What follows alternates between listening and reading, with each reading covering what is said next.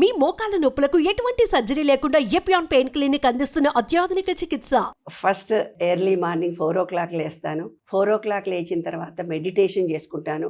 Meditation అంటే స్నానం చేసుడు అవన్నీ వ్యవహారాలు నా దగ్గర ఉండవు. బెడ్ మీద కూర్చొని మెడిటేషన్ చేసుకుంటాను. 4 to 4:30 మెడిటేషన్ చేసుకున్న తర్వాత లేదా 5 వరకు మెడిటేషన్ చేసుకున్న తర్వాత 5:30కి వాకింగ్ వెళ్ళిపోతాను. ఉస్మానియా యూనివర్సిటీకి వాకింగ్ వెళ్ళిపోయి 30 ఏళ్ల క్రితమే నాకు డాక్టర్లు చెప్పారు, బొక్కలన్నీ అరిగిపోయాయమ్మా, నువ్వు నడవలేవు, కూర్చోలేవు, తిరగలేవని. కానీ చక్కగా 5 to 6 లేదా 6 to 7 లేదా 7 to 8 1 hour వాకింగ్ వెళ్ళిపోతాను నాన్న. వాకింగ్ వెళ్ళిపోయి టీ కూడా తాగను. అలా వెళ్ళిపోయి వాకింగ్ చేసి ప్రకృతితో మాట్లాడుకుంటాను. ప్రకృతి చక్కగా నాతో మాట్లాడుతుంది. ఆ పంచభూతాలతో కాళ్ళకు చెప్పులు లేకుండా మట్టిలో నడుస్తాను, గడ్డిలో నడుస్తాను. చిలకలు మాట్లాడతాయి, పక్షులు మాట్లాడతాయి, విశ్వం మాట్లాడుతుంది. మా ఆయన అంటాడు, వర్షంలో ఎలా వెళ్ళావే, వర్షం పడదు ఏం పడదు నేను చెప్పిపోయాను కదంటే వర్షం పడదు, వర్షం ఏ రోజు పడదు.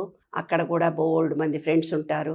ఎవరు చిలకలు, పక్షులు, నెమళ్ళు అన్నీ చక్కగా మాట్లాడతాయి. ఇంటికి వచ్చిన తర్వాత చక్కగా స్నానం చేసి దీపం పెట్టుకొని ఏ ఇడ్లీనో వడనో, ఇడ్లీ కానీ ఏదో ఒక సాత్విక ఆహారాన్ని ఓట్స్ వేసుకోవడం కానీ, అలా లైట్ ఫుడ్. నేను ఎంత ఫిజికల్ వర్క్ చేస్తానో దానికి తగిన టిఫిన్ చేస్తానన్న. ఓట్స్ వేసుకోవడం కానీ లేదా ఇడ్లీలు ఇప్పుడు 4 తినేవాళ్ళము, ఇప్పుడు 2కి వచ్చాము. ఎందుకంటే ఫిజికల్ వర్క్ తగ్గిపోయింది కదా మాకు. 2 ఇడ్లీలు తింటాను, మొలకెత్తిన విత్తనాలు తింటాను, డ్రై ఫ్రూట్స్ తింటాను నాన్న. దాని తర్వాత మధ్యాహ్నం ఖచ్చితంగా 12 నుంచి 1:30 వరకు లంచ్. అది కూడా పప్పు, కూర, రసము కంపల్సరీ ఉండాలి. పిక్కిల్స్ తినడం అనేది నా లైఫ్లో ఇప్పటిదాకా తెలియదు. నేను అసలు పిక్కిల్స్ చేస్తాను, అందరి గురించి పెడతాను. కొన్నవి కానీ ఇంట్లో చేసినవి కానీ ఆవకాయలు లాంటివి నేను ఎప్పుడు తినను. టేస్ట్ చూస్తాను కొంచెం, అంతే కానీ అలాంటి ఆహారం తినడం అలవాట్లేదు నాకు. తర్వాత సాయంకాలం స్నాక్స్ ఏవో మురుమురాలు కానీ అటుకులు కానీ ఏవో ఒకటి లైట్ ఫుడ్ కొంచెం తిని టీ తాగుతాను. రాత్రికి 2 ఇడ్లీలు కానీ దోశ కానీ ఉప్మా కానీ లైట్ ఫుడ్ తింటాను అన్న. ఎంత ఫిజికల్ వర్క్ చేస్తానో అంతే నేను తింటాను. కాబట్టి ఎన్నో పదార్థాలు మా చుట్టూ ఉంటాయి. మా పిల్లలు బజ్జీలు తెచ్చుకొని తింటారు, పునుగులు తెచ్చుకొని తింటారు. మా చుట్టాలు ఇంటి నిండా వాళ్ళ గురించి చాలా చాలా వెరైటీలు చేస్తాను, కానీ అవేవి నేను తినను. నేను ఎప్పుడు మౌనవ్రతంతో ఉంటాను. చాలాసార్లు అమావాస్య, చతుర్దశి, పున్నమేని ఎన్నో రోజులు మౌనవ్రతంతో ఒంటరిగా విశ్వంతో ఎక్కువ సార్లు ఉంటాను. కాబట్టి ఎప్పుడు హెల్దీ, నాకు ఏ రోగం లేదు నాన్న బంగారు తండ్రి. నేను హెల్దీగా ఉన్నాను. ఒక థైరాయిడ్ మాత్రమే ఉంది, ఒక థైరాయిడ్ గోళీ మాత్రమే వాడతాను.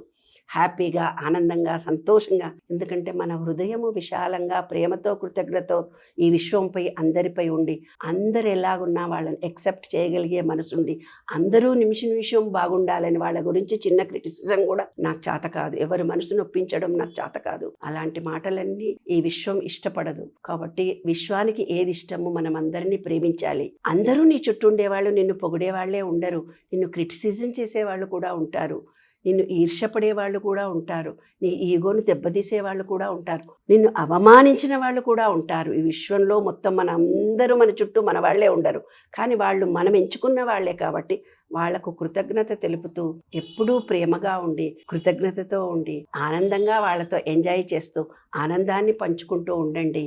ఈ క్షణము, ఈ రోజు, ఇప్పుడు మాత్రమే మీరు. రేపటి గురించి ఎక్కువగా టెన్షన్ పడకండి.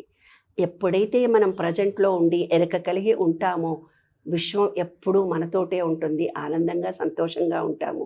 మనం తినే ఆహారం మీద దృష్టి పెట్టడము, మనం ఆలోచించే ఆలోచన మీద దృష్టి కలిగి ఉండడము, ఏ మాట విశ్వంలో ఎవరినంటున్నామో ఎరక కలిగి మాట్లాడడం నేర్చుకుంటే జీవితం ఎప్పుడు ఆనందంగా, సంతోషంగా ఉంటాము. Happy and enjoy you also. నా వయసు దాచుకొని వయసు జరుగుతున్నాడు చూడు ఈ అబ్బాయి, వయసు ఎవరైనా చెప్తారా? అమ్మో, సీక్రెట్ నేను చెప్పను, కానీ అడిగినందుకు చెప్తాను. కానీ మీరు మనసులో దాచుకోండి. 66 సంవత్సరాలు నాకు. 30 ఏళ్ల క్రితం వెన్నెముకలో బొక్కలు అరిగిపోయాయి.